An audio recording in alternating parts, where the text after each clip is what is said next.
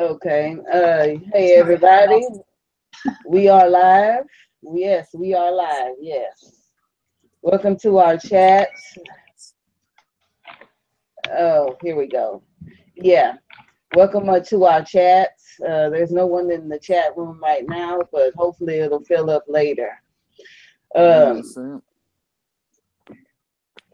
yes, you want to do the introductions? Me? Yeah, go ahead, Jennifer. I'm Jennifer. Everybody calls me Jen. Also, I have the small channel, uh, the Lady Wolverton's Den. Um, but we've been doing our book club over here on Misha's channel because I've been having a lot of health problems. But everybody's welcome.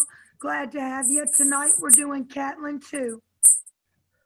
And I'd like to welcome our special guest tonight, Sword in the Darkness. My lady, if you would please introduce yourself.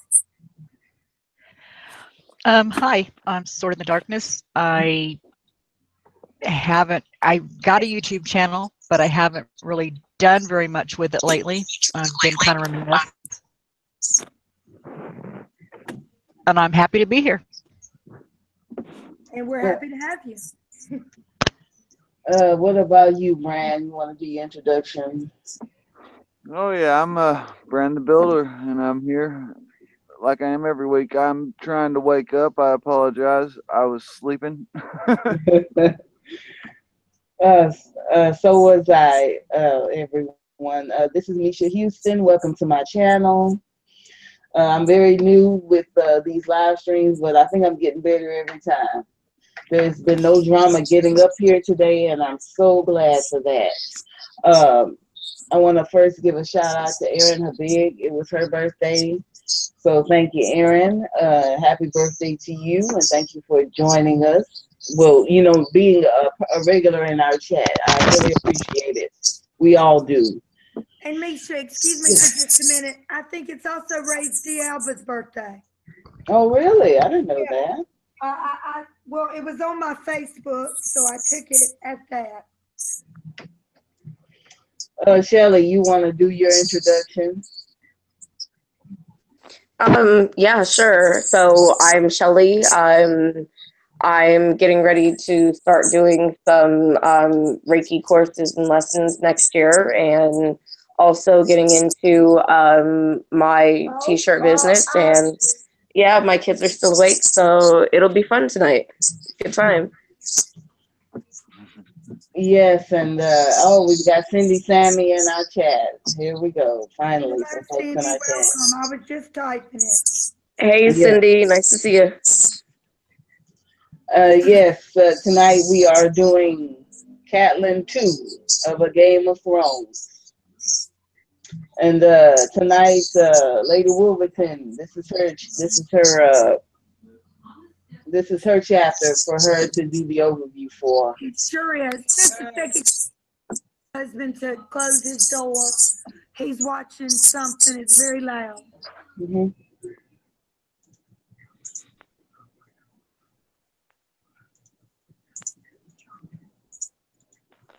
Yeah, I'm popping out the chat so I can see. Okay. Oh yeah, apparently it's we've actually gone on pretty early, Cindy. I know it's late for you, but this is very early for us. Like Bran, I was half asleep in bed, and I just got this going 10 minutes ago. Well, maybe not even, maybe 10 or 20 minutes ago, and this is yeah. I had almost forgot about this chat. I got woke up by the call, so Yeah. Yeah. I was worried. I was starting to get worried, and a little bit self-conscious. I get self-conscious not only about doing the streams and putting what I think I know out there, but yeah, I have my moments, and I've had bad health lately. So Misha has been gracious enough to do our chats on her channel, and I really appreciate that so much. Thank you so much, Misha. No, it's not a problem. It's not a problem. it has really freed me up to be able to enjoy it more. Yeah, to be honest with you, it's actually done pretty good for my channel. I've gotten a few more subscribers since last week. Since last week when we did this, so I mean, it's these, yeah, these live streams are helping my channel for sure. Well, good. And you Yeah. have more subscribers than me. From y'all, for y'all who don't know, Misha, tell them about the other two shows that you do. Yes. Yeah. Before we get started with our Game of Thrones chat, I do other channels. I mean, excuse me, I do other shows on my YouTube channel. I do a show called "If Loving You Is Wrong," which is on right now. It's about a married woman who has an affair with a married man, her neighbor, and all of the drama that is unfolded. So check that show out. I also do the Haves and the Have-Nots. It's a show about two wealthy families and a poor family and all the drama that they go through. And also, I have done my Elaine series. My Elaine won the Windsor Winter I'm series. sorry to interrupt you again, Misha. Y'all, I love her Elaine series. As a matter of fact, that's how I think I first hooked up with Misha, was seeing her videos on the Elaine. Yes, I have chosen to pick one chapter from the upcoming Windsor Winter book, one of the sample chapters. I've chosen Elaine one to do an in-depth analysis, and I have done my first half of that analysis. And these are some of the dangers that I think that she will be facing, you know, in the Windsor Winter, and I'm going to start on my second half tomorrow for sure. I have everything wrote up. I just wanted to write up everything before I delve deep and back into my Elaine one Windsor Winter series, and I have everything written up, and I can definitely post videos now on the regular and finish up with the series and complete it all together. So everyone, if you haven't checked it out, check it out. Check it out in the chat. Subscribe to my channel, and I will be doing Game of Thrones, the last season. I will be doing reviews of each episode, just like I did the reviews of the last season, of the previous season. So check out my channel, and hopefully everything will be great. I really love your analysis of the Elaine chapter. And I said last week we ended with who was our favorite character. And sometimes, you know, when you do a live stream, you're put right on the spot is the deal. And actually, my favorite character is Sam. But then if I have to pick a girl, let me pick a boy and a girl. I'm going to say Sam and Sansa. Now, when I first started reading, I was immediately drawn to John because I'm always seem to be a champion for the person left out or the runt of the litter or the stray. My parents used to pick on me and said, not only did I bring home stray animals, but also stray people. Are you ready to start with Catelyn too? The first thing I want to talk about is Catelyn is a Tully, which almost, what would it have been, about 18, I think it is, years ago. About 15 years. 15 years ago, she was married to a Stark. And I say a Stark because initially she was going to be married to Brandon, the heir to Winterfell, and her being the oldest daughter of the Tullys, you know, she was considered to make a match such as that. But Brandon died when he went down to King's Landing to confront Mad King Ares about his sister's alleged abduction. Now, what happened is she ends up just marrying the next in line, which is Eddard, who everybody calls Ned. And even though it was an arranged marriage, it does seem like they have found love and an understanding of each other over the years. In fact, in this chapter, it can be found her comparing the two. When he gets out of bed, she compares their bodies. And she also says to herself, they had obviously just got finished making love. And she says to herself that she hopes that she has conceived. Well, she uses the words quicken, but that's what it means when you have sex and the sperm meets the egg and fertilizes you and you get pregnant. So they're in bed and they're awoken by a knock on the door. I don't remember his exact name, but the person who is obviously always posted at their door. And he admits Maester Lewin. But at first at the knock, Eddard is perturbed because he had said for them not to be bothered. But when they hear that it's Maester Lewin with a message, he immediately says, no, let him in, let him in. And it is a message from her sister, who is also married to a significant lord, Lord John Arryn of the Vale and House Arryn, who also happens to be Hand of the King, Robert Baratheon, Eddard's best friend, and they were also fostered together at the Eyrie by John Arryn. And the message is from her sister Lysa, telling her that her husband has been murdered and to not trust the Lannisters. Now, at this time, Catelyn and Eddard know that the king is on his way north, though they didn't expect this message. Apparently, Lysa has... They're already there. Come again, Bran? The royal procession's already there. Oh, are they? Okay, they're already there. Okay, that's the night of, right? Yeah. When the message comes. Okay. And they had, up until this point, they had no such suspicions. But Eddard did have his suspicions of why has he come up here? You know, in 15 years, he hasn't come up here. So he knows that there's a reason that he's up there now. And he suspects it's to ask him to be his hand. And they've already had their conversation about marriage and joining their houses and whatnot.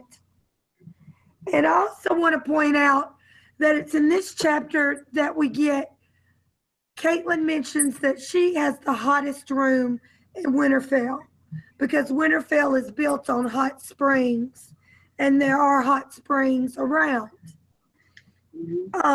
Somebody else throw in on this. Yes, I will. Yeah, there are hot springs running through. Yeah, there are hot springs running through Winterfell, and they cool pretty much all parts of the castle, even to the glass gardens. And there, she is of a person. She's happy for that because the cold has always been harsh to her. She's from the warm south. She's from River Run, and she's very much used to the heat instead of the cold. She's of the category of the fire. There are people that are of the fire aspect, and then there are people of the ice aspect. John is of the ice aspect, and she is of the fire, and she is very much happy for the fact that she has the hottest room in Winterfell. She responds more to the heat than she does to the cold. They relate it to like the blood running through the body of a human body. They give the Winterfell a lot of human characteristics. Mm-hmm. Yes, that's true. That's true. Like a living unity. Excuse me. Before we go on, I want to give a shout out to Set to Sheena Sapphires. Thank you for joining us. Except, Except to Shayna. You want to go on, Jennifer? I'm putting it in the chat right now. Cindy said that she thought that perhaps Eddard and Catelyn have more of an understanding than a love. Mm-hmm. I would say, and what I would use this, and it is my 6-year anniversary on November 5th, though we've been together almost 10 years because we were engaged a year and a half. We were together a year and a half. We were engaged a year and a half. And then we've been married 6 years. And not only do we love each other, but we like each other. And I would have to definitely say that about Catelyn and Ned. They like each other and a whole lot. And I think, though maybe they don't have that kind of passionate love that you put with someone, they do have a love for each other. But what I want to say about marriage is sometimes it's more important to like somebody's spouse than to love them.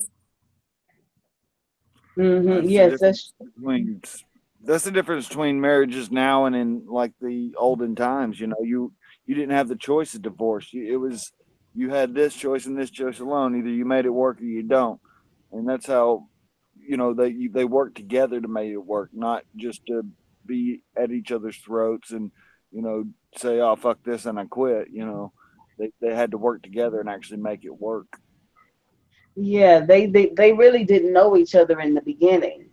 She was supposed to be his sister-in-law, right? But but after Brandon's death by the Mad King, they had to marry each other, and so they had to get to know each other as they were being married, and they took it one day at a time, which was the wisest decision for them.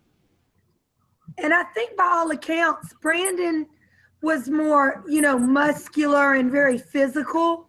And I think probably that he was also known to be a big flirt and more than likely, had slept with others before. Whereas Ned was more reserved, not quite as physical, not to say that he wasn't physical.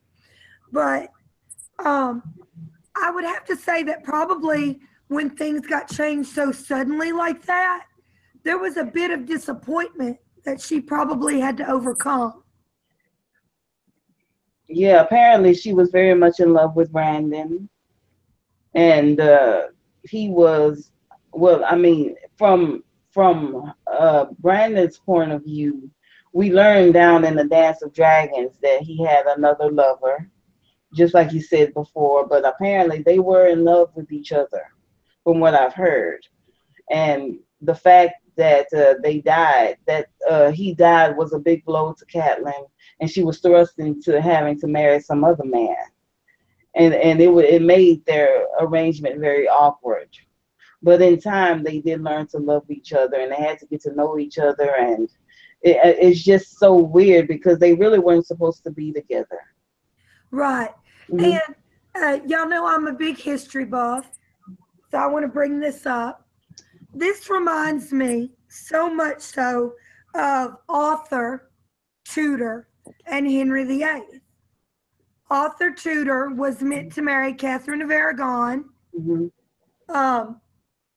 Also a princess, or mm-hmm. Another great. Her parents were both kings and queens in their own rights. Like her mother wasn't queen because she married her father, and her father wasn't king because she married her mother. Mm-hmm. They kind of joined territories. But that is one thing I did take note of, probably because I'm a history buff. It's he married her like was his duty, whereas there was a great question, and it later came up when he divorced Catherine, of whether or not that was lawful to take your brother's widow. Mm-hmm. But I just wanted to throw that in as an interesting side note. You guys know what a history buff I am. Well, I mean, I have heard, there were disputes about who could marry who, but as far as a monarchy goes, in our time, it's perfectly all right for someone to marry the sibling. Absolutely. Yeah, especially for a monarchy. If it's anybody, that can get married, it's a monarchy. There's a freedom in that, more of a freedom than any other type of system. And they actually did send out for a papal dispensation, Right. which is when you ask the Pope, You ask hey, the is Pope. this okay? And he said yes. Yeah, and he did. And as far as the Tudors go, Henry VIII did get a dispensation to marry Catherine. He got one to marry her, and then Yeah. when he wasn't allowed to divorce her, that's when they broke away from the Catholic The Church. Catholic Church, yeah. But why I bring that up also is because George R. Martin is on record saying that he based a lot of this on the War of the Roses, and that is directly the War of the Roses. So Yes, if you hear the me bring something like that up, that's why. Lancasters, the Lancasters versus the Yorks. Exactly. So I And can a lot of the history in the characters, even in the names. Yeah, that's true. Even in the names. She-Wolf too. There were Yeah. other people. There were other people that were mentioned in the Catelyn chapter. Like we first get a hint. We first get to see Maester Lewin. Yes, and we And get a what he's very about. good description of him. He's a maester from the Citadel, and he's a gray man. Everything about him is gray. His hair, his clothes. And you get an immediate sense of how much he is trusted and depended upon. Oh yes, she has. Comes from River Run. That he came with Catelyn after Rob's birth at River Run. He wasn't always at Winterfell. In fact, at one point during their conversation, when she is so shocked by the wooden box, the letter came in a wooden box that actually had a false bottom. Nobody sees who brings it, so it's assumed that it was entrusted with somebody who came with the king's caravan. But we get a sense of just how much she trusts. They trust Maester Lewin because in her shock, she drops the blanket and actually bares her breasts, and I believe thinks to herself, "What difference to or I think he has pulled 5 children from her." Right. So yeah, she's not really concerned about her nudity in front of him. He's obviously a trusted person, because they were both naked, if I'm not mistaken.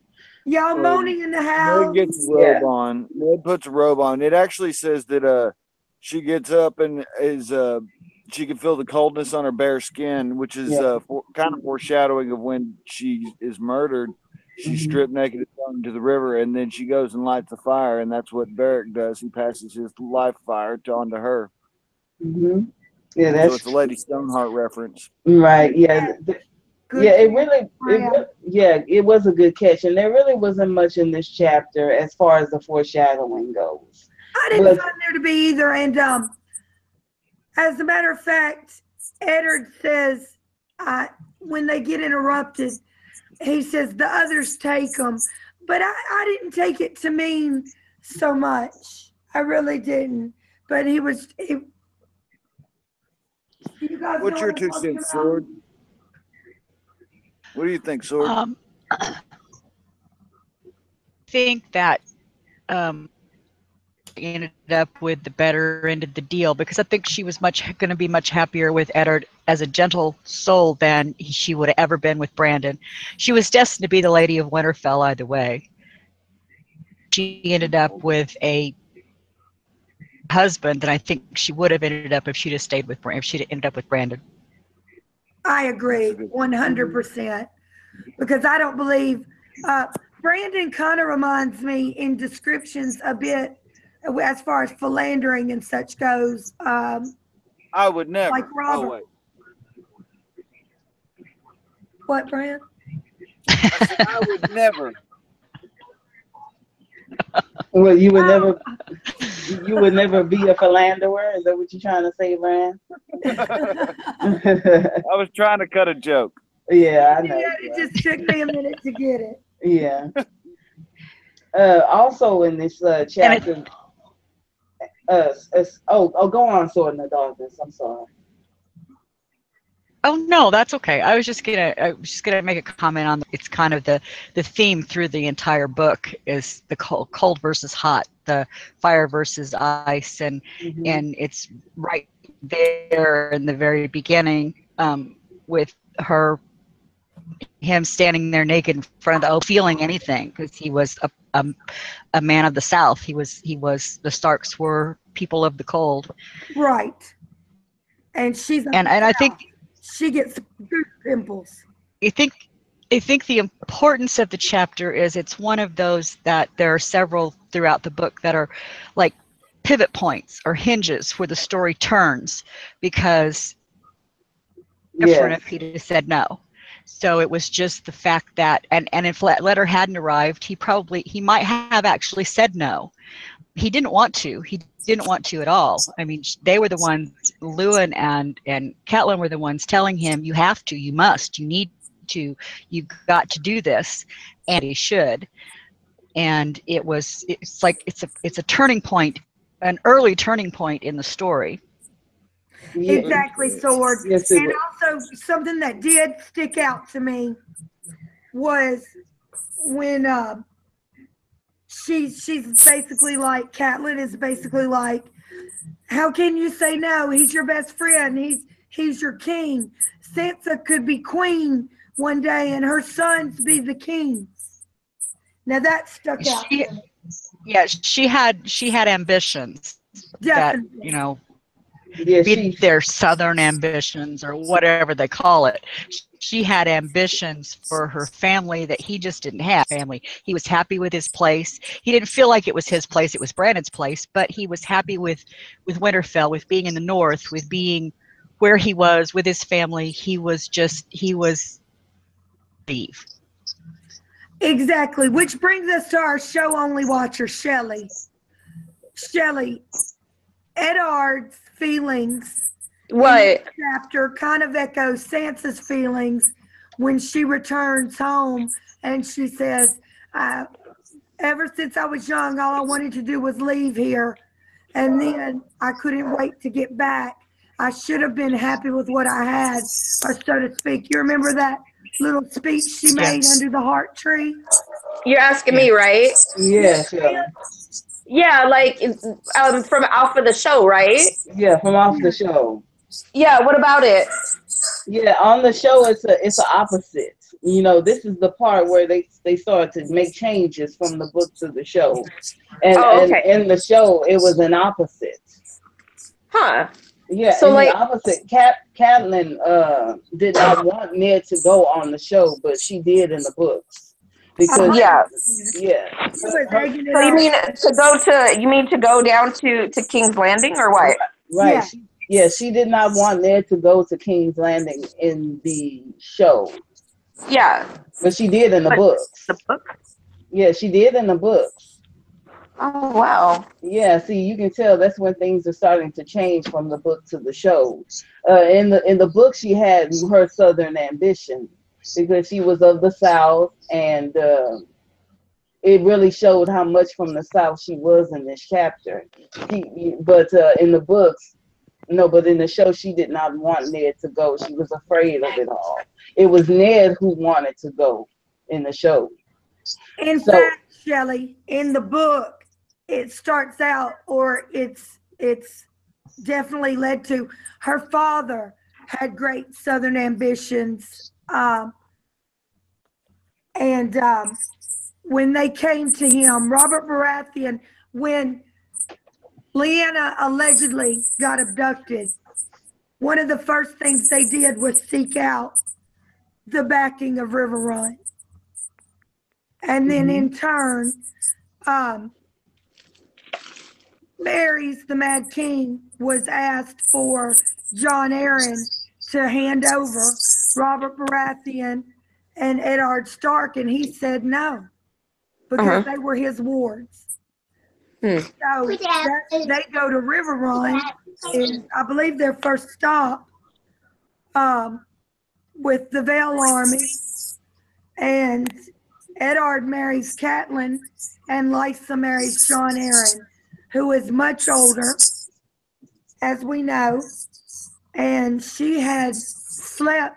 Why don't you take this one, Misha, because this is your man. Oh, because of Peter Baelish? Yes, ma'am. Yes, Peter Baelish. Misha, I'm sorry about the picture earlier today, but my friend, she was just so ecstatic. It was so epic that she wanted me to share it. So yeah.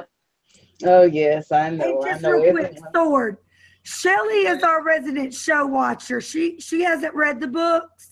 No. She has kind of a different perspective Yeah. than the rest of us who have done both. They made that change from the book to the show because in the show she's the one who says your father went south once to answer the summons of a king and he never came back. Mm-hmm. In the book it's Eddard that says that my father went south. Yes, and in both places. Yes. Well, that's kind of interesting that he would bring that up his own self, you know, because what it sounds like is from the books he still has that same reserve that he has in the show, doesn't he? Like King's Landing, he doesn't like the whole political mess, any of that. He doesn't no, and at least they kept that true into the show too. Also, another point that I saw, well, rather read in the books and in this chapter, is that we get another mention of Joffrey and what Ned thinks of Joffrey. Ned, doesn't think too highly of Joffrey, but it was Catelyn in the books trying to push that marriage. Exactly, I noticed that as well. Catelyn cheerleads for that. Yeah, she's all about. Yeah, she got that ambition for her family. I mean, she is very much a plotter. Very much her father's daughter. Yeah, she's scheming a lot in this chapter. Scheming for herself and for Ned and for her family and on what she thinks is right. But as you read, you can see that scheming kind of put her in a bad position. All of her family is starting to break up now. There's the beginnings of everyone moving off in their own direction. And it's a price that she pays. She hopes, she wants her family to succeed, but she realizes that they can't do it together. Everyone is sort of moving in their own directions. Rob is staying in Winterfell, so is Rickon. Bran is supposed to be leaving, which she does not like. Bran is her favorite son. You can really tell that Bran is her favorite son. Oh, go ahead. Sorry. There's a line that says, "Was this to be her punishment? Never to see his face again and never to feel his arms around her." Talking about Ned when he decides who's going and who's staying, and it kind of foreshadows that she never, other than the one chance meeting in King's Landing, never really sees him again. She's plotting in the beginning, but she senses that there will be a price to pay for that plotting. She plots, without even thinking about her family and all of the ramifications of it. But then toward the ending, of the chapter, she feels the weight of it. She really, really feels the weight of it. And it's, she plotted, head on, like full steam ahead, but she didn't really think about the ramifications until the end of it all. Exactly. And you know what else struck me, you all? It struck me that, especially in the books and in this chapter, she has those Southern ambitions just like her father did, and she wants the marriage, because there is no better match to be made, honestly. Of course, we know Joffrey's a right shit, you know what I mean? Yeah, But on paper and in theory, he's the most eligible bachelor in the land as crown prince. Oh yeah, she glosses over Ned's opinion of Joffrey in the books. Ned sees that boy as something not good, but she glosses over it, and she says, "Oh, he's about to be the king, and he's about to, he's next in line, and Sansa will be queen." And she doesn't pay attention And that's what to what strikes he me feels. in this Catelyn, in especially in this chapter. In this show, they make her a bit more intelligent than she comes off, especially in the early chapters of the book, of thinking, of taking too many things at face value, and kind of being a rich, sheltered girl. Mm-hmm. Oh yeah, she's very intelligent woman, but she seems like the smartest woman in the room. But then but because she's a woman, she's not very listened to. It also kind of shows that what the women's place are in the setting. They're not real. They're almost property. Yeah. To breed with, basically, and that's what she understands. I mean, she doesn't. You say she glosses over, but she really just ignores the fact that Joffrey's shit. I mean, she doesn't. Yeah. He's crown prince. That's what she says. She doesn't. I mean, he starts to say, and she finishes it for him, and she says he's crown prince. Mm-hmm. She's the She prince. doesn't. I mean, it's not that she's glossing it over. She's just completely ignoring it. Yeah, women are basically in this time, not just this fantasy book, but in this time period, women are basically tradable objects that can be traded for advantage or something.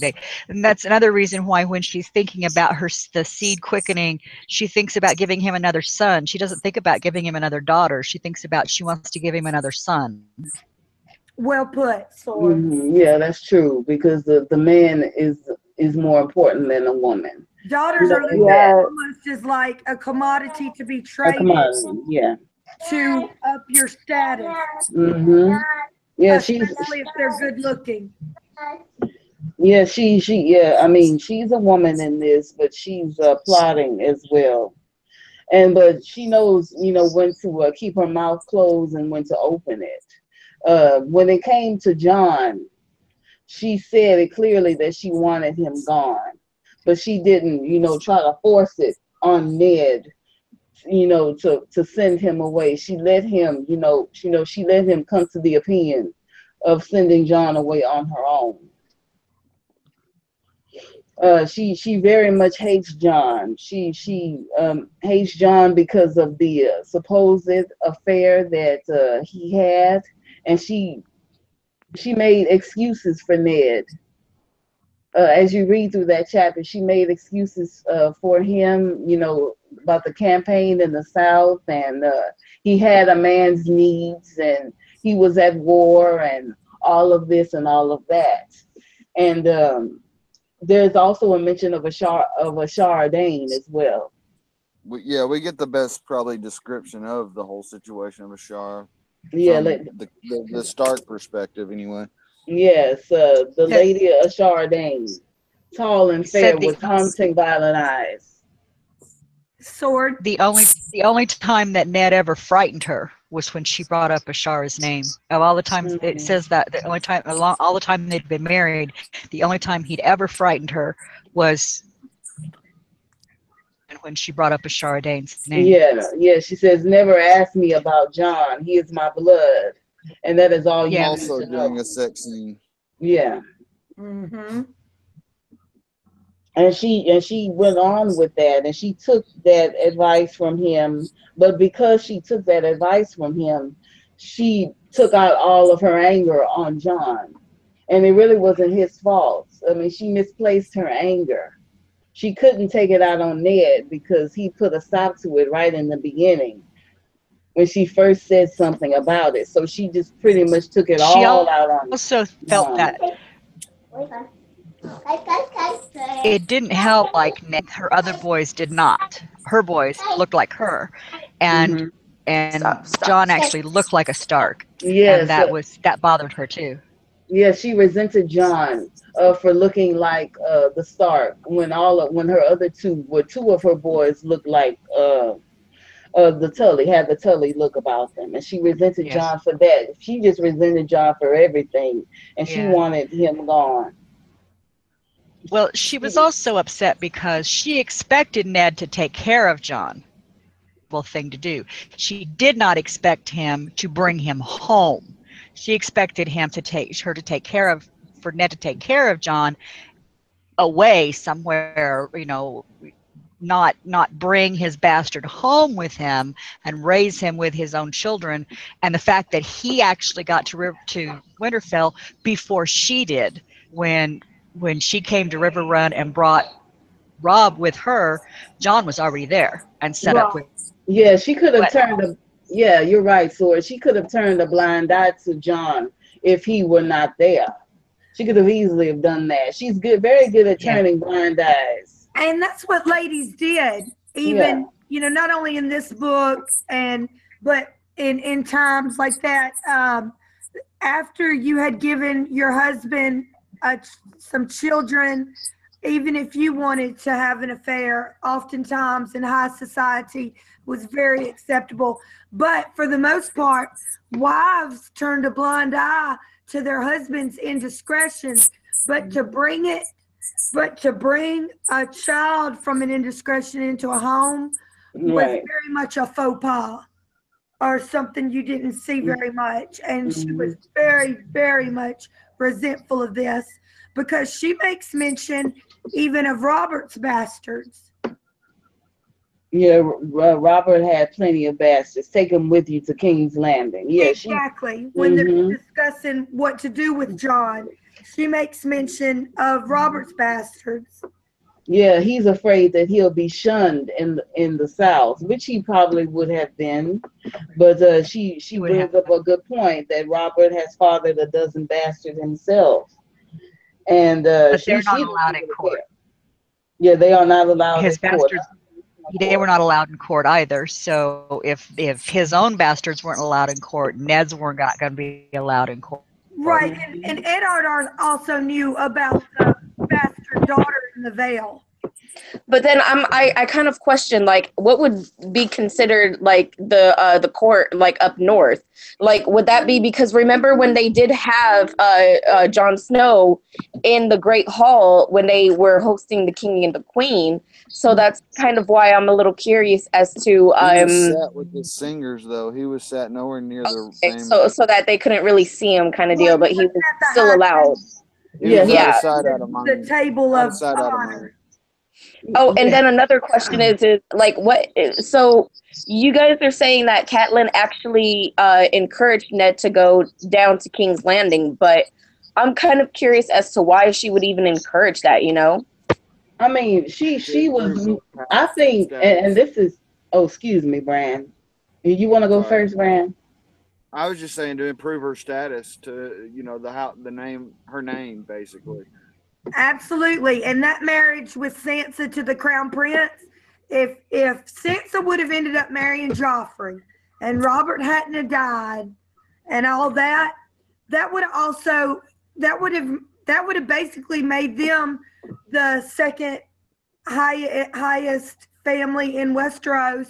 And it would have also made it, now we know Arya, especially at this point, has no interest in marrying or being a lady or boys, but that would have made a match with her much more attractive as well. Because it would have made you part of the royal family indirectly, and also her sons. Yeah, so I mean, status of everyone. Okay, so then that paints Catelyn in a different picture than what she is as far as the show is concerned, because in the show it makes it seem like she doesn't even like the idea. But in the books, it sounds like she likes the idea because of the status that it would give her. Yes, it was the exact opposite from the books. Yes. The books. Yeah, no, I know. That's why I'm doing the comparison, Yeah. Yeah. Also, the book says. Go ahead, Sword. In the book, she says she's telling him to go because he has to go to protect the king, that he's the only one who can, because they just got this letter. It says that Jon Arryn was murdered, the Lannisters did it, and that the king is in jeopardy.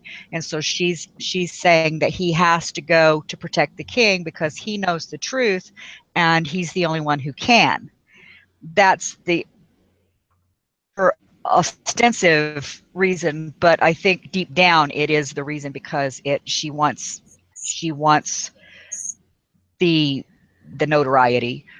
Yeah, that was the second reason she used. And then also, I think she brings up that now that John Arryn is dead, and if it was the Lannisters, it's absolutely your duty to go and to at first she was using just the sniff out what actually happened. Go ahead, Bran. Sorry. At first she was actually just using the status at first, and then Lewin comes in with the letter, and then she starts using it's your duty.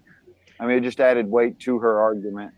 She also wanted to block John.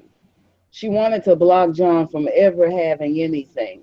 If her children were to rise high, and I wrote this in the chat, if her children were to rise high into high places in courts and in high, she can't have him paying her back. Yeah, she wouldn't. John wouldn't be a threat anymore because she very much sees John as a threat. Yeah, and she wants her kids to have everything, and John pretty much to have nothing and to disappear. Yes, that's so why that was a part of it. That's why she's so happy when they bring up the Night's Watch, because then he will not father children, and then she doesn't have to worry about his children or his children's children contesting her own children. Right. She wanted John to disappear. She hated John for a multitude of reasons. And when that night, when the perfect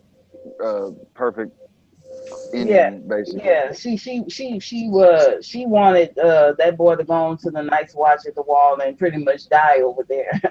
That's a good point you just brought up, Bran. I think she sees John basically as what keeps her life from being perfect. Stop.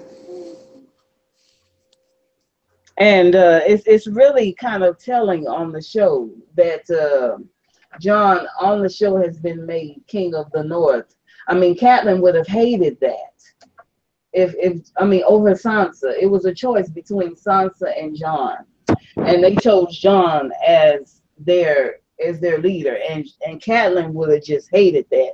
She would have hated the fact that John was promoted over Sansa. And that's another mistake that I think that they have made in the show. Even though I'm no great fan of Sansa, she was a true Stark. She had the blood of a Stark, and the fact that they would choose John, even though I love John and everyone loves John, over her, it's really, really a slight. It's really, really a slight and to the books, and it's a slight to Sansa, and it's a slight to Catelyn as well, because she would have hated that. That would have killed her to see John of all people. I give for Dany, though. I mean, Dany is not entitled to the throne whatsoever, because in the Great Council of 101, precedent set that women cannot inherit. So, I mean, in all actuality, John would have been in front of her. Yeah. Oh, before. By law. Yeah, by law, that's true.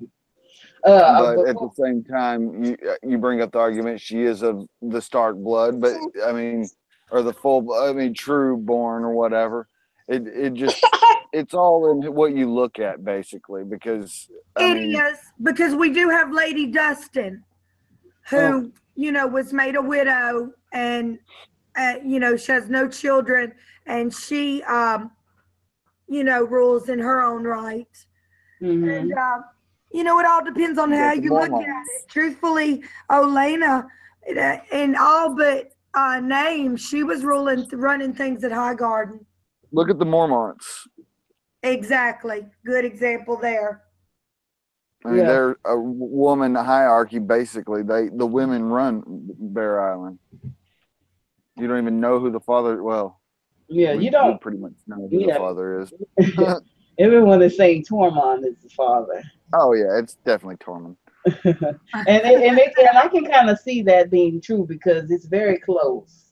Bear Island is very close to the wildling territory, and just the metaphors of his stories. They line up to the I fucked the bear and all of this and fuck I got you. Yeah, maybe it's definitely Tormund.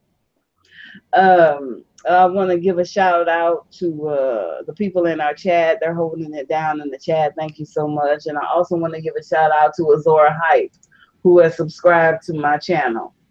Thank you very much, Azora Hype, for subscribing. Kyle? Yeah, Kyle. Kyle's for the chickens. Kyle's for the chickens. Nice. Yeah. Kyle's a real nice guy. So are a lot of the people in the community, but that's so nice. Yeah, Smoke Screen, he's a good guy. You know, I don't really have any issues, but with a couple of them. So I mean, every one of them are good people. They know their stuff in their own right, and you know, they all make good content. Thank you, Ree. Ree gives us a shout out. Thank you so much. Yeah, I don't want to have any issues with anybody. That's just how I am. Ned agrees to send John to the watch. So John has gotten his way on that front. Maester Lewin brings it up in the bedchamber when they're talking about, and Catelyn vehemently says, I don't want him here. Maester Lewin brings up that that John had approached him. One thing I don't get is why Benjen took it to Maester Lewin and not Ned, though.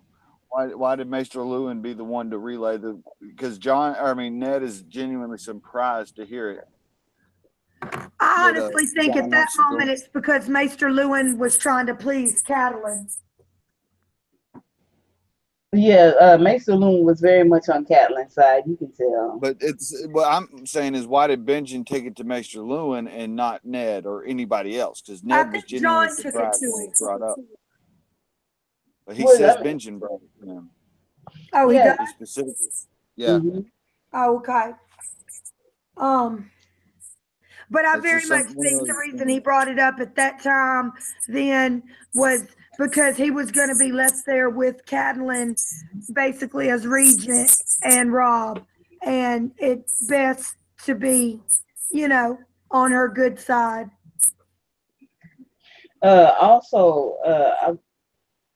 After we finish this part of the discussion, I would like to bring up Arthur Dane, the Sword of the Morning. He was first mentioned in this chapter as well as one of the 7 knights, the deadliest of the 7 knights of Aerys Kingsguard.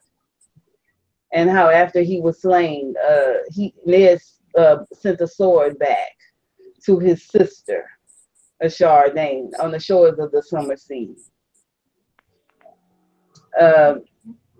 And he also sends back the Dustin horse, which had been a wedding present from Lady Dustin's father.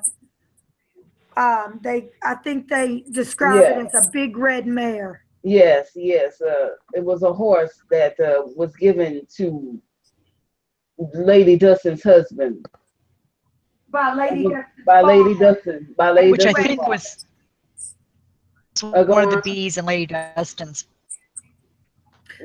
All through in Dance with Dragons is one of the bees in her bonnet is that he brought the horse back, but not the bones. Not his bones. Yes, ma'am.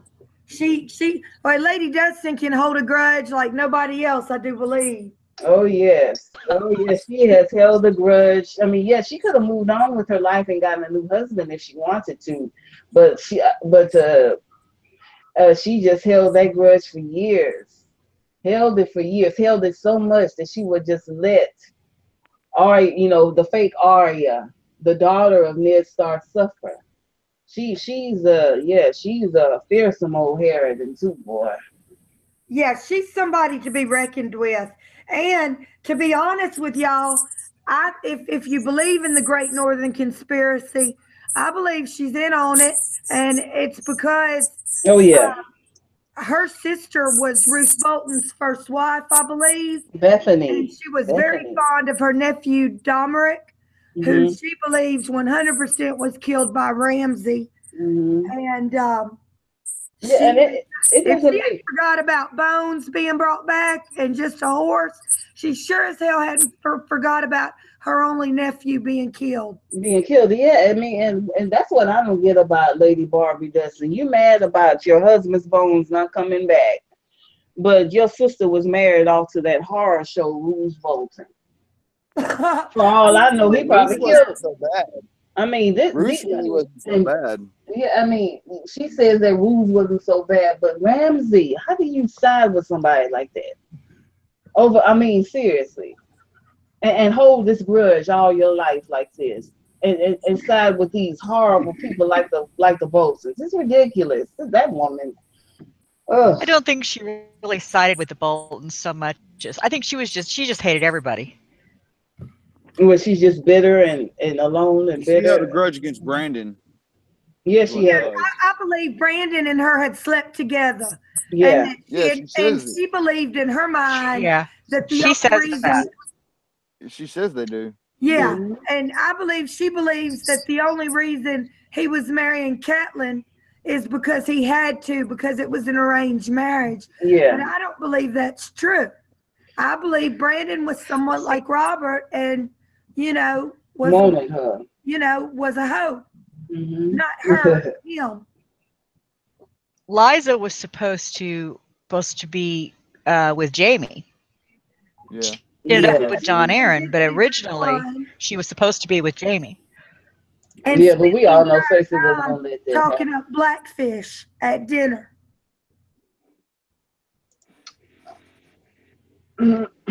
What else happened in this chapter?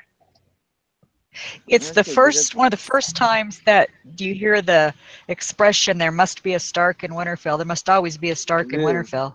Mm-hmm. And Oh, Ned does say that. I gotta say that I was wrong. Ned does say that. I'm glad you brought that up, Sword.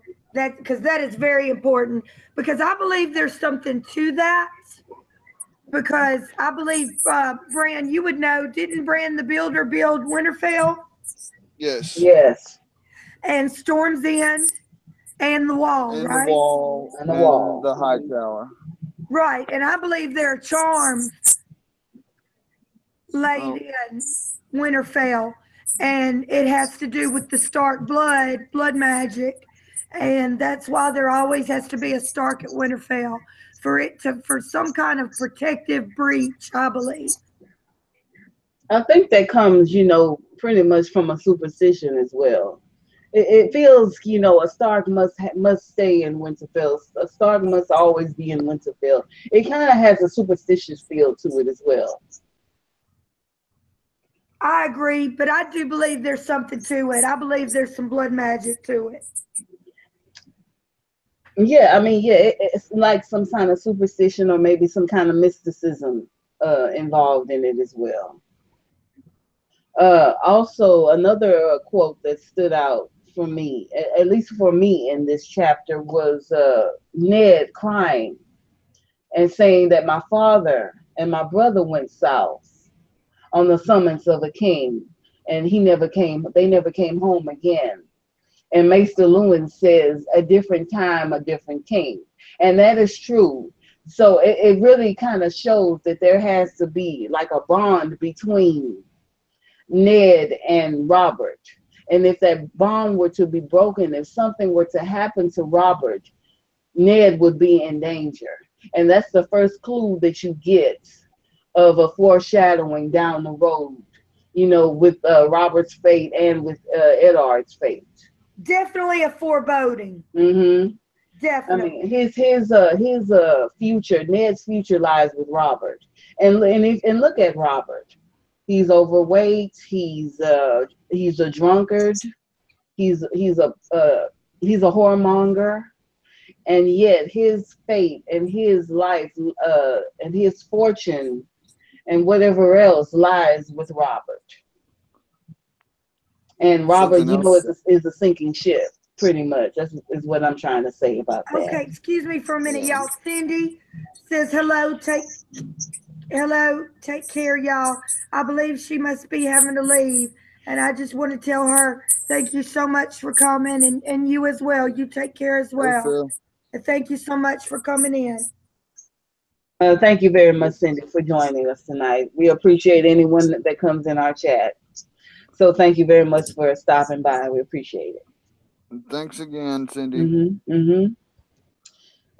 Something else I noticed is Catelyn tells us the reader plain as day about the foreshadowing of the stag and the wolf. Mm-hmm. I mean, she blatantly says Yes. she sees the Yes. omens and stuff. And Mm-hmm. even though she said that, I still didn't catch it until like my second or third read through. Mm-hmm.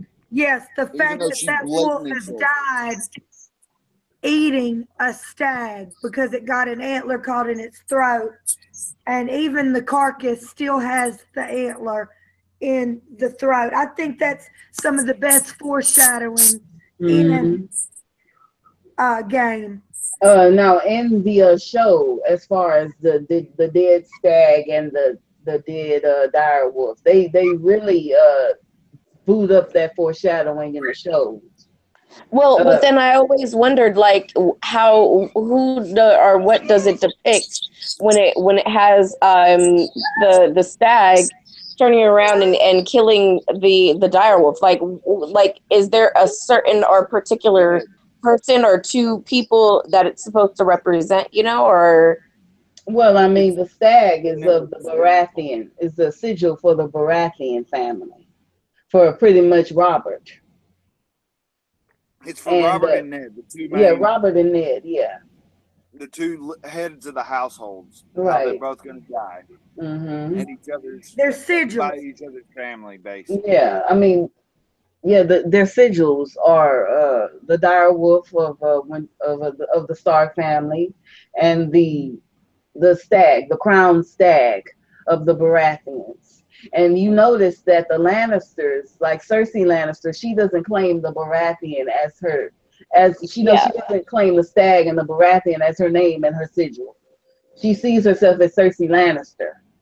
No matter who she's married to, she's the lioness of the lioness of Casterly Rock. She doesn't So then it claim. wouldn't. So then you really wouldn't think it would be someone like Cersei who did it, would you? Because she doesn't really represent Baratheon, would she? No, she does not represent Baratheon at all. She Okay, so does then not.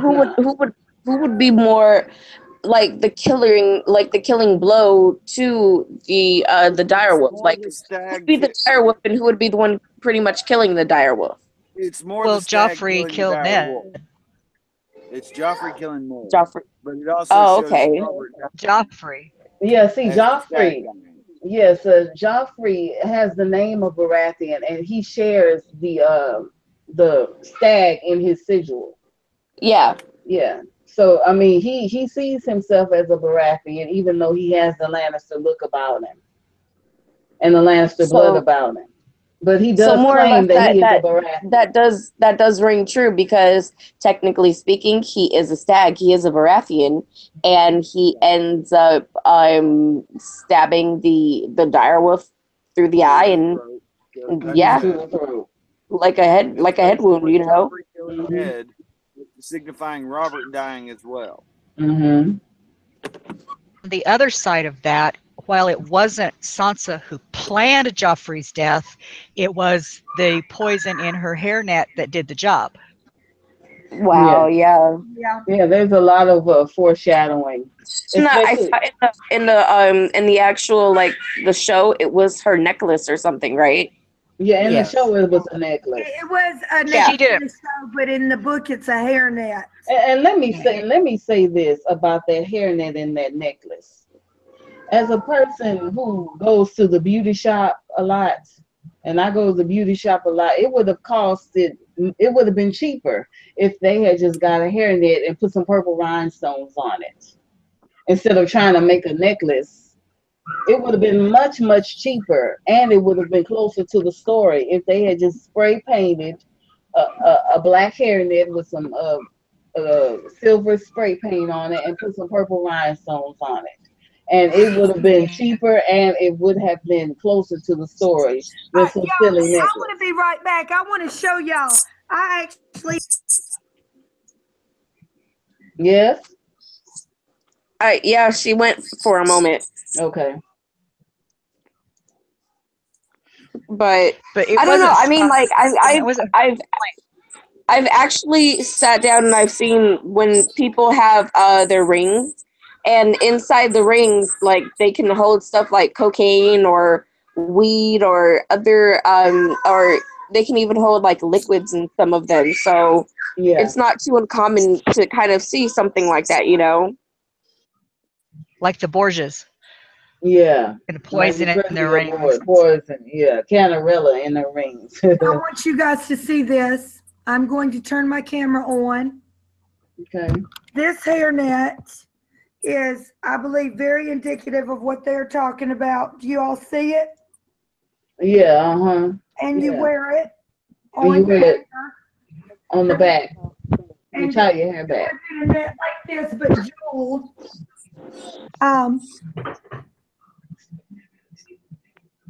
And they could have done this quite easily. Mm-hmm. I guess the whole point of them doing the necklace was it was easier to show Olenna actually taking the piece of it. But you see, and you wear it like this. Mm-hmm. These were popular for years. I actually got this at the Aslanos Festival. A lady I know who does crafts makes them. But they're very popular for many, many years for women, and also women, at work. Like if you work in food service, instead of wearing that old cheap hairnet, you can wear one of these. But it would have been like this with jewels sewn in it. Mm-hmm. Yeah. Yeah, it was, to me, I don't understand it. It would have been much cheaper. That was something that there was no need to change that. Yeah, just go to the beauty shop, get some spray paint, let it dry, and then glue some rhinestones on it. Creators care so much about these fine details. Yeah, sometimes, the simplest thing could be the best. And they've forgotten that in the show. They're so desperate and dead set to make it the big epic grand series that you forget that sometimes the simplest approach is the best choice. And they kind of forgotten that in the show, and that's why I kind of prefer the book over the show, because it's a little too grandiose. But I have to say that the book there was a lot more interaction between what's his name, Dantos Hollard. Yeah, Dantos Hollard. There was a lot more interaction between them in the book. In the show, it's kind of difficult to understand why she trusts him so much, because they don't really have that much interaction. In the book, there's a lot more that she would trust him.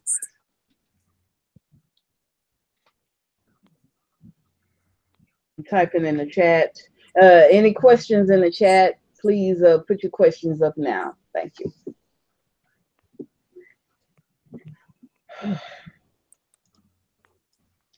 Are there any questions here on the panel, or any more observations that you saw in the chapter?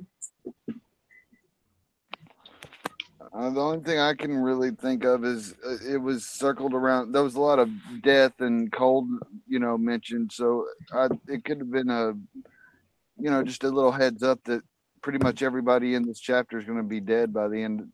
The Godswood. Let's mention about the Godswood. Catelyn specifically says that she hates Winterfell's Godswood. And that it's much different from the Godswood at River Run, where her and Lysa and Peter used to play as children. That she gets an eerie feeling from it. Just doesn't care for it at all. And she makes a point of saying that. Well, yeah. I can understand her being afraid of that Godswood. This big white tree with this big ugly face in it. And but she's a woman that is used to beauty, and there really, to be honest with you, isn't much, superficial beauty in the North. The beautiful aspect is more in the South than in the North. Not that the North is an ugly place to be, because I think the North is very beautiful in its own right. And to be honest, after reading just this chapter, now the further you get along, the more you learn about Catelyn. Mm-hmm. I'm surprised she actually assimilated as well as she did. Yes, yes, she's a Southerner, no doubt. She is as Southern as you or I, Jennifer, and her being in the North is very strange for her. Oh, we have a question from Money It's a G. good one too. Yeah, yeah, a question from Money G. What do you all think of Catelyn? When did you start to question your feeling about her? Either way.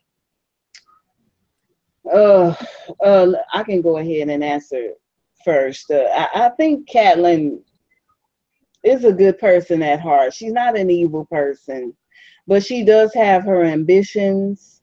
She does have her plans that she wants to make, and it's a shame that all of her plans fell through. She's a very sad person as you read along in her chapters. And I think she wants so much for her children to have things and her children to be well off. And I think she's kind of a character that's kind of living vicariously through her children a little bit. And I just feel like she's a good person at heart, but she's a person who makes a lot of mistakes. She made a whole lot of mistakes during her journey through A Song of Ice and Fire, and those mistakes cost her dearly. Uh, but I can see differently. how do Honestly, you? I see her as somebody who knows her role in the society that they live in. She knows what the women's place is. I mean, it's not to be a ruler, but at the same time, positioning, and she knows what a better position is going to be. And Ned isn't a political person. He isn't involved in the politics. He doesn't want to be involved. That's why she has to remind him. I don't necessarily get all the Catelyn hate. I just see her as a very plain, almost like the exact opposite of Dany. Dany is very entitled. She's very, oh, mine, mine, mine. Where Catelyn is stepped back thinking, okay, it isn't about me. It's about the children and about, just moving forward. It isn't, she just really knows her place, I guess, in the society that he's set up. And I agree with that, Bran. But I think she has her ambitions as well. I mean, I'm I not saying agree she with. doesn't want this or want that, Yeah, but at the same time, she really has no influence over it. and Lady Wolverton, Jennifer, she wrote in the chats that she always hated her treatment of her resentment of John. However, I understand it, and I agree with that as well, Jennifer. But I think that could have easily have been resolved if she known the truth. I I think, agree. yeah, that And till this season, of course, and till we read the next book, we can't fully know why. But I've always just suspected uh, the reason that she was never told the truth. I think there was probably many, many times when Ned wanted to tell her the truth, because I do believe that they might not have had that passion and heat that some people have for each other, but I do believe, as far as arranged marriages go, they probably had one of the best in the realm, and hmm they grew to love each other. And I think there was probably many times when he wanted to tell her, but for her own safety and for anybody else's safety, he never told anybody the truth about John, because you can't tell or accidentally tell something that you don't know. yeah, but and I agree with you on that. She wanted to keep, yeah, excuse me, Ned wanted to keep John safe, but there was a price to him for him to be. There was a price to pay. There And he was a also price to pay knows for that the that. Lannisters, and because Robert was complacent, hmm Robert may not have done it, but he was very much so complacent in the murder of Aegon and with Ilya and what's their child, the little girl's name, Rhaenys. Yeah. Uh, Rayella. Yeah. so Yeah, Rainy. whether he did it or knew about it or whatever, He was very much complacent in it. And I think that out of all the things in Eddard's life, that somebody finding out the truth about John scared him the most of all. I think another reason he didn't tell her is that if he had told her, she would have treated John differently. She treated John the way he have treated a bastard that was brought home to her. Extremely good point, Thor. I think she would have treated him differently, and that would not have gone unnoticed. You know what? If he had told her and she had started treating him as, you know, letting him sit at place, you know, yeah, it would have rose suspicion.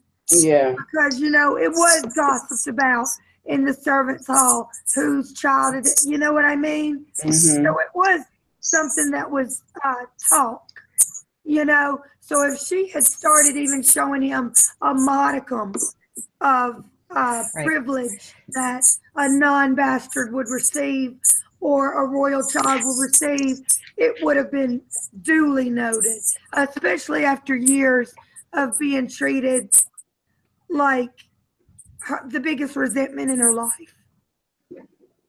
She would have treated him differently, and it would not have gone unnoticed. And it even everybody knew that. Even when she went, and this is in the show, even when she went into see Jamie when he was in the cage, and Jamie made that comment. He said, "You know, you hated that child." He knew how she should react. Everybody would have expected her to react that way. And if she had known that it was actually that he was actually a Stark, that it was actually Lyanna's son, then she would have treated him differently. It would not have been safe for any of them. Mm-hmm. Yeah, that's true. That's true. Because I just said that she would have loved John if she knew the truth. So she couldn't love John for his safety. Yeah. Right. That's a very good point. And that's a shame that he had to be raised that way. It is a shame. And Catelyn, to me, she's kind of to me, I never liked her. It took me a while to get to the point that I realized that she was as much a victim of circumstance as anybody else in the book. I mean, because she was lied to, she had this feeling toward John. And because of she didn't want Bran to go to King's Landing, and well, look what happened. He didn't go, but that's not the way she didn't want him to go.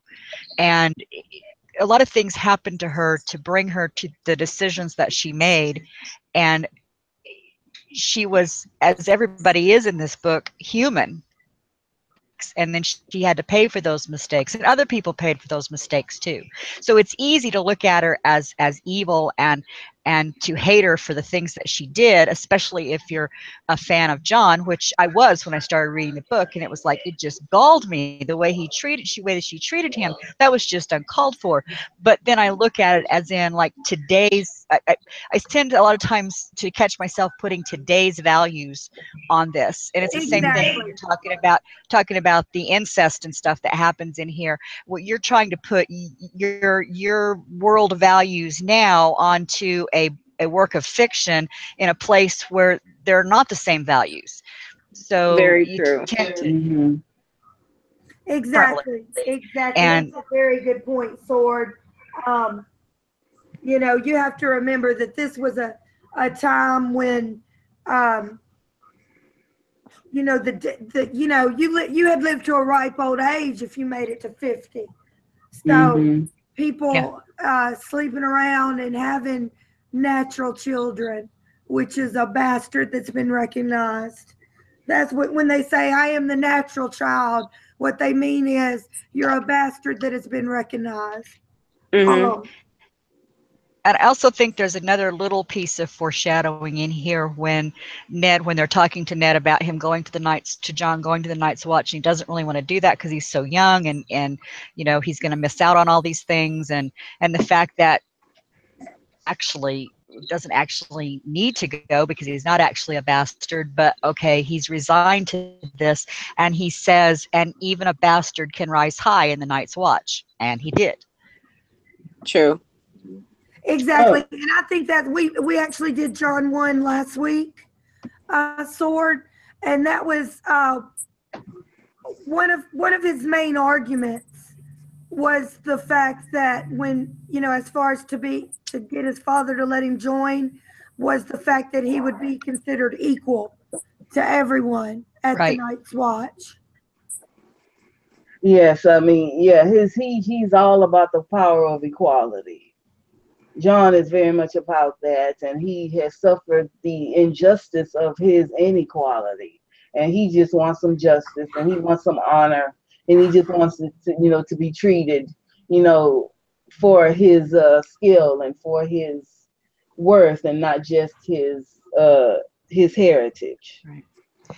I do have one question, something that struck me, and I mean, this is not to do with this chapter necessarily, but in general, and that is one of the things he says is that he didn't sleep with the prostitute or do these things because he didn't want to have another bastard named Snow. I'm sorry, y'all. Lord No Wolverton. life for a child. But my question okay. Lord is, Wolverton likes to get up sometimes at night and eat ice cream directly out of the carton and make them with himself. And yeah, I had to wipe up Raylene. Oh, okay. Go ahead. So go ahead. my question Go is, ahead. even if he had gotten married and had a child, what would its name have been? Snow. Good point. Snow. Good point. Legitimate. Yeah, he would be an illegitimate child. And that's a shame too. He just couldn't get out of being a Snow. It's just who he is. And he doesn't want to, yeah, I understand. But he doesn't know what he's giving up though. He's giving up so much to join the Night's Watch. And he's giving up the chance for love. He's giving up the chance for children, even though they would be bastards. He's giving up seeing other parts of the world. And he's giving it all up for shit.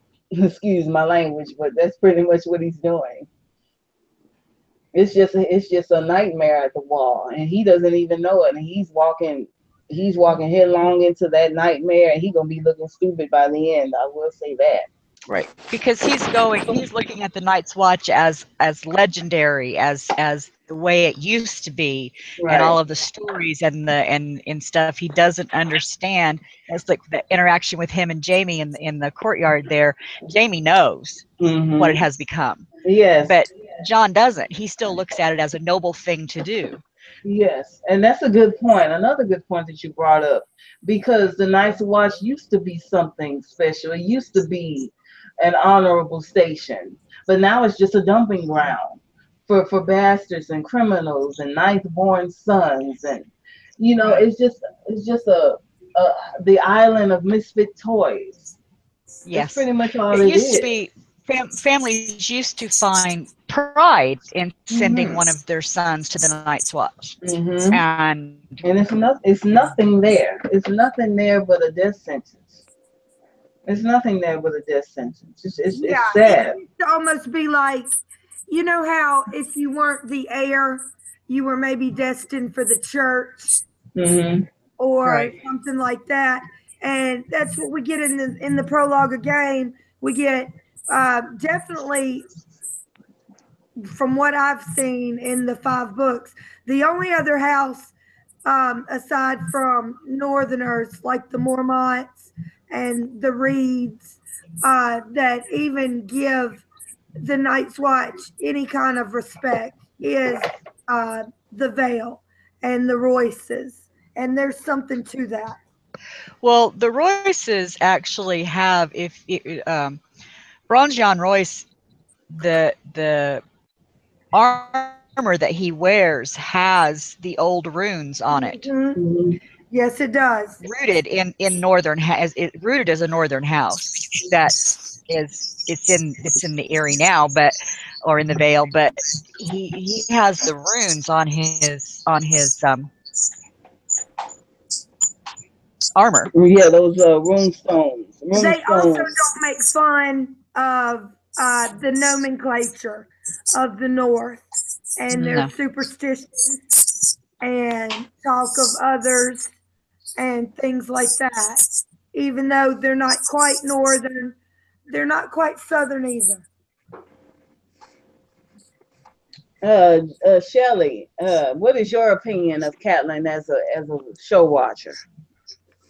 Well, honestly, my own self, I kind of think that she's a little bit cruel to kind of put into John's head that he's a bastard and it would be better for him to go to this cruel place, the Wall, because there's nothing he can do and he'll become nothing, and just her being pissed off, period, with the idea of John.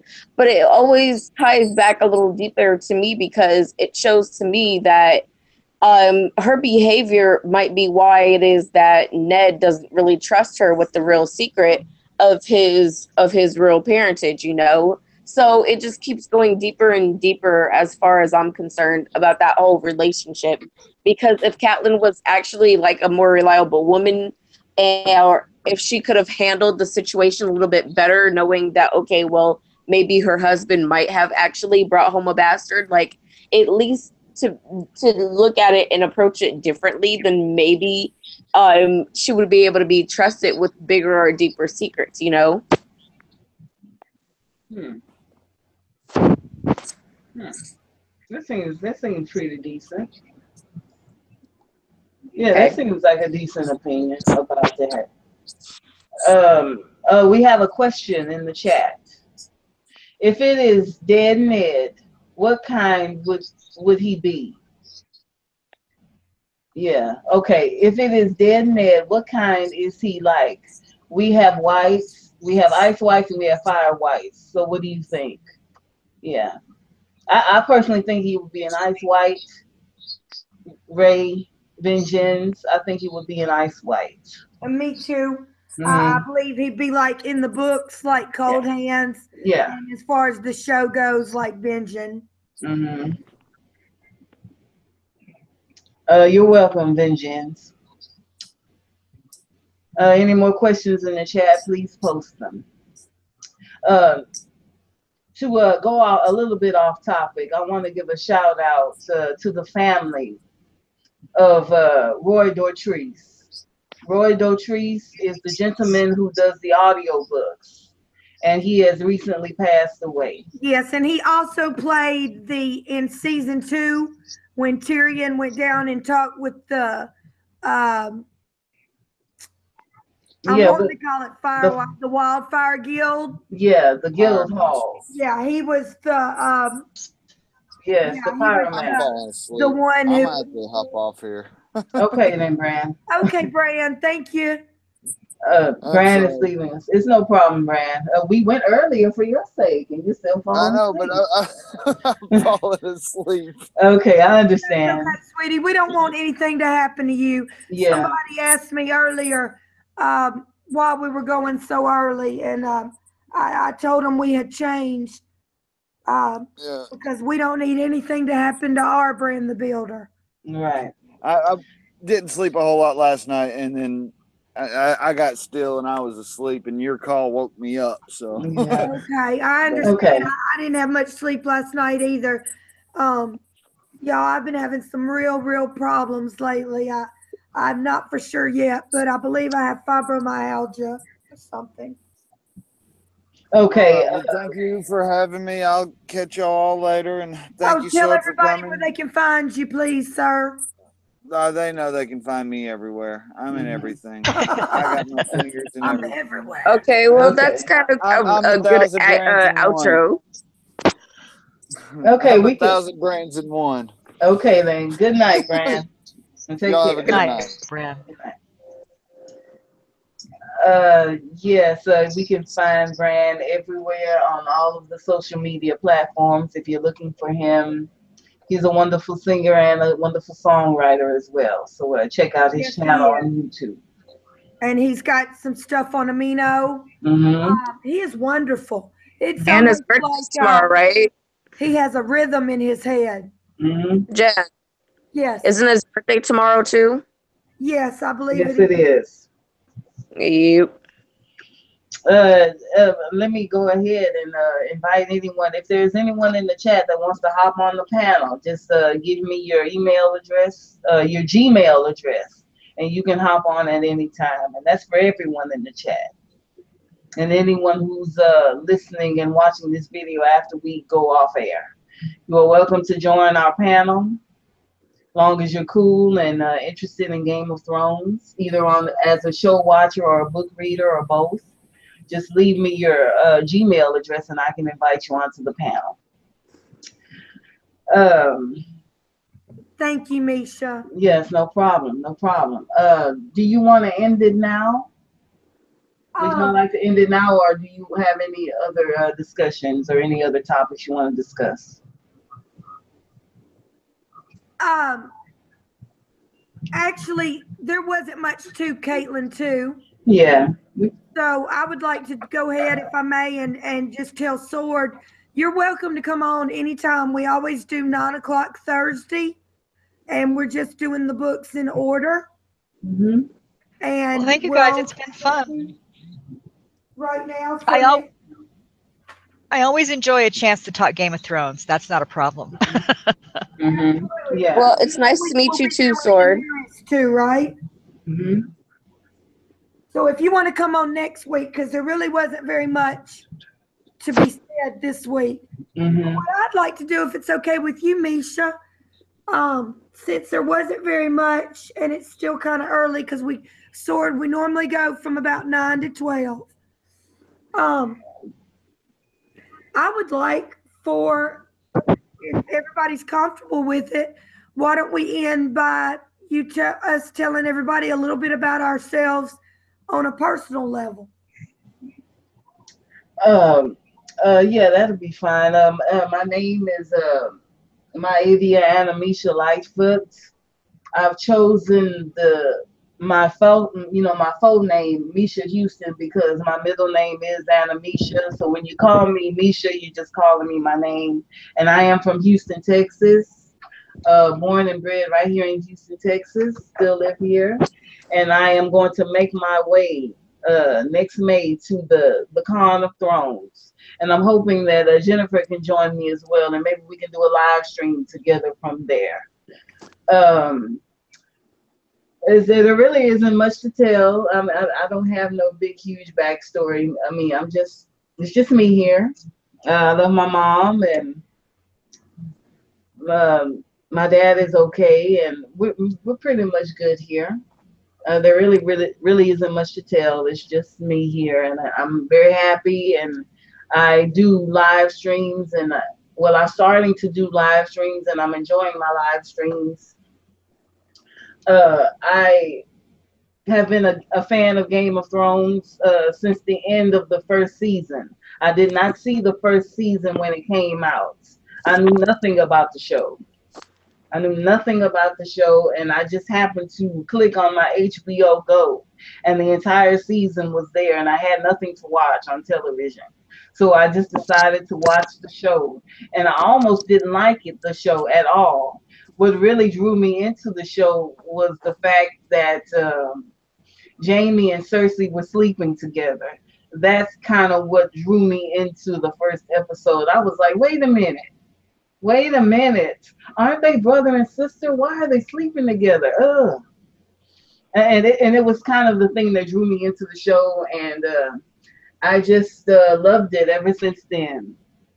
I'm no fan of incest, but that scene, kind of took me and grabbed me by the shoulder, and I just had to see what was going to happen next. And after I saw the first season, I started to do a little bit of research online about the books, and I started to like it, and that's pretty much how I came to like Game of Thrones. I mean, it was just something just out of nowhere, and it just took me by storm, and it just lifted me and inspired me, and I enjoyed it.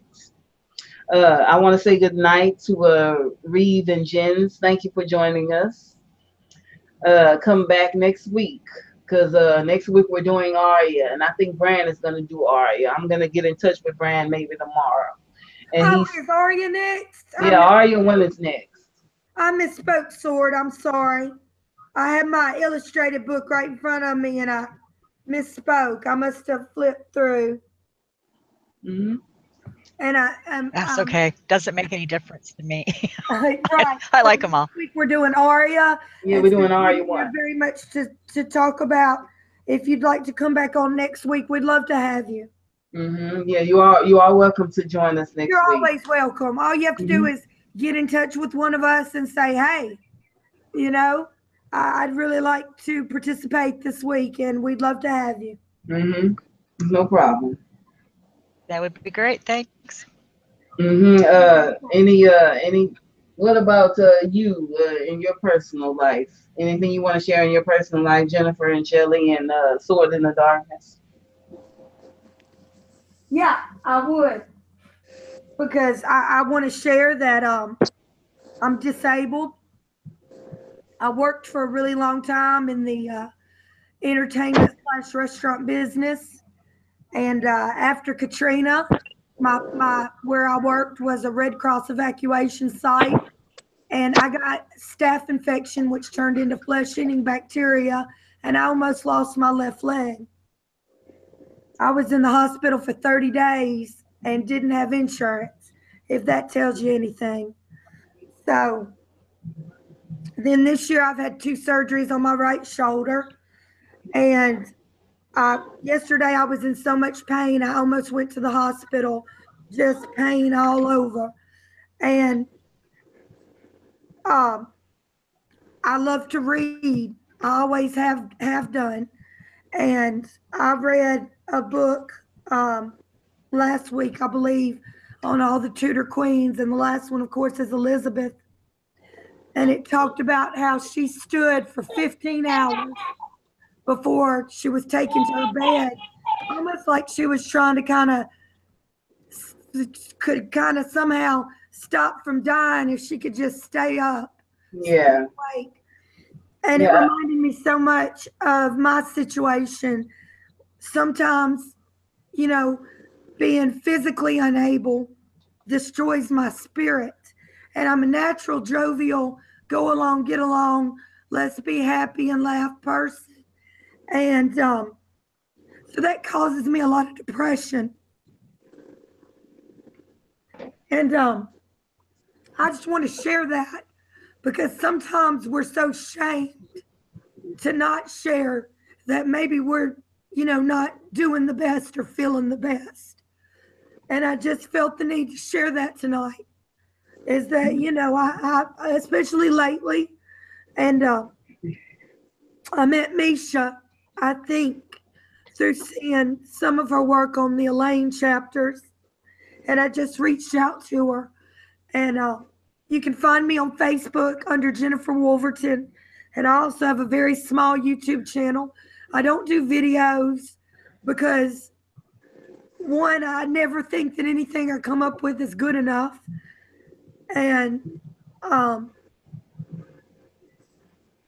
2, it's just hard for me. I find the computer is very hard. I'm 41, and I feel like, I'm half the person I used to be, watching my body deteriorate in front of me. And we used to do the streams on my channel. I had asked Misha if she would start up a book club, and then I met Shelley through Facebook talking about Game of Thrones, and we also have some other common interests. But I just want to tell everybody out there, my life is not perfect, and I'm having a really hard time right now with physical issues, and have had for going on about a year now. And that's okay though, because it's okay to not be perfect, and it's okay to admit that you're sad and you're having a hard time. And Misha, I can tell you with 100% accuracy that I will be meeting you at Con of Thrones in May, because my mother bought me the tickets for Christmas. And that's one of the things that helps me get up every day, is having that to look forward to. And one of the things that I have to look forward to is doing this stream every Thursday. And I just thank God and everybody who has been kind to me. And that's another reason I always meant for this chat to be inclusive of everyone. Nobody knows more than anybody. You won't be called stupid in here. You won't be picked on in here.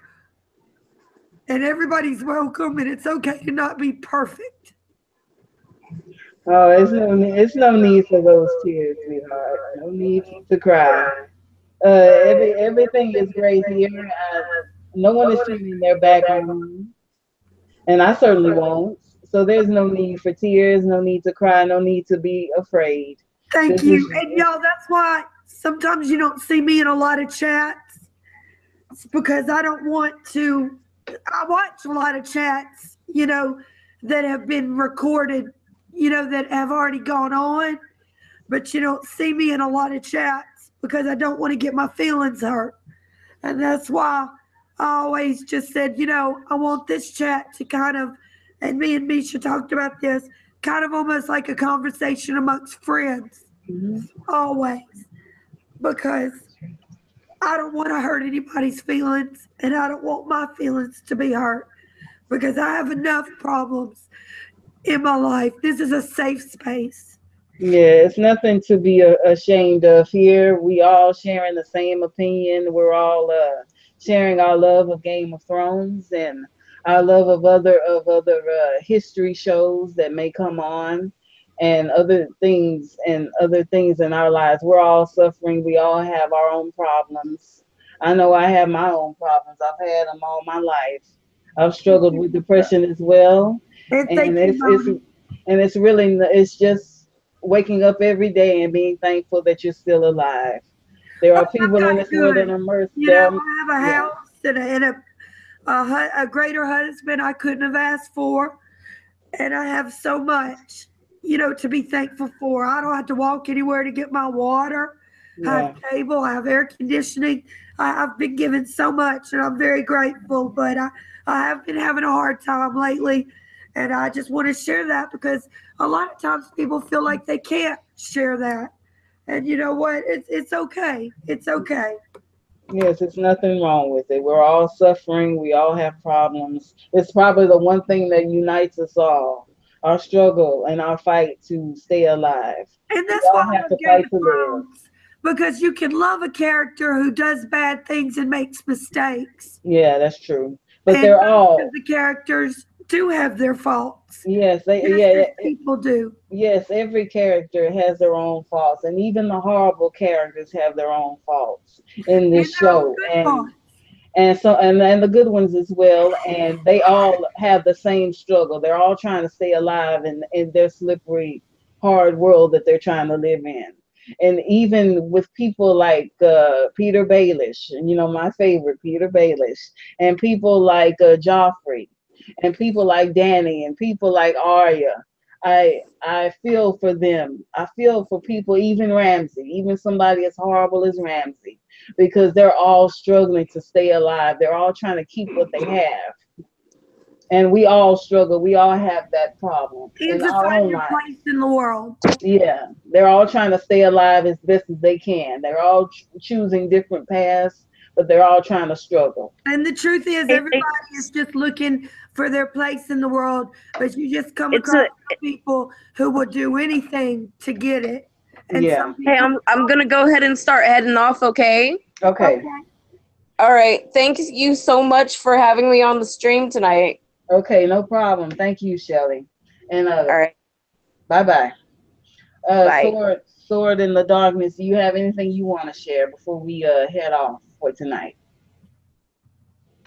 No, you don't have to get too personal. Anything you want to. Yeah, I got that personal on purpose because I just, I sometimes other people need to hear that other people are struggling to give them courage. Oh, no, that's okay. No, my name is actually Faye. I've born and raised in Southern Illinois. That's why I have a saying things sometimes. And I Thrones, and then I started reading the books, and I was talking to my sister about it, and every time I'd watch a show, I'd tell her about it, and I'd tell her about what I read in the book, and oh, you've got to see this, or you got to read that. And finally one day she just looked at me and said, you need to find somebody else to talk to. I said, okay. Yeah. She said, I'm kind of tired of this. You need to find somebody else to talk to. So that YouTube and the community, and it's been wonderful. Yes, yes, I do love that about Game of Thrones, and I'm gonna miss this community when the books are published and when the show goes off the air. You're gonna miss. I'm gonna miss this when it's all said and done because there's such a huge community here.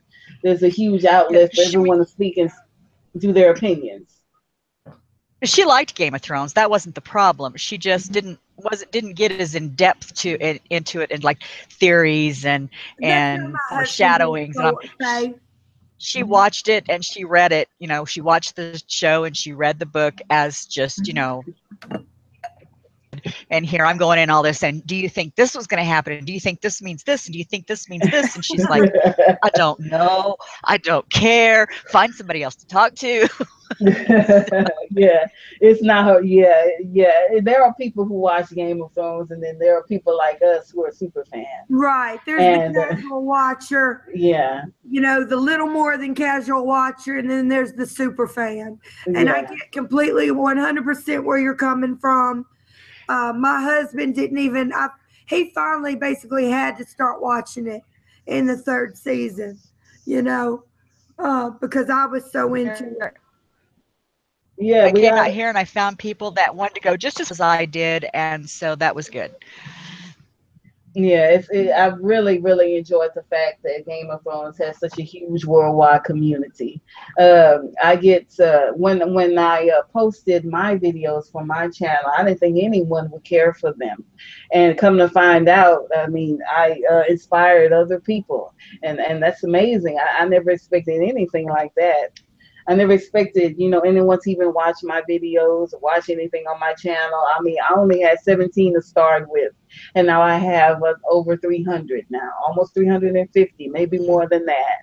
So that's amazing, and that's all because of Game of Thrones. Congratulations to you, Misha. Yeah, absolutely. And each video you do gets better and better and better. Yes, it truly does. Yes, I'm always trying to rebuild my channel and try to make things a little bit better. So good for me and good for everyone who watches. You know, I'm very proud.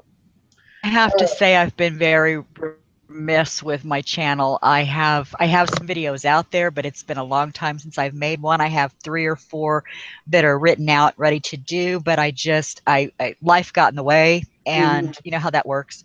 Yeah, and I just haven't been back out there to put any more out.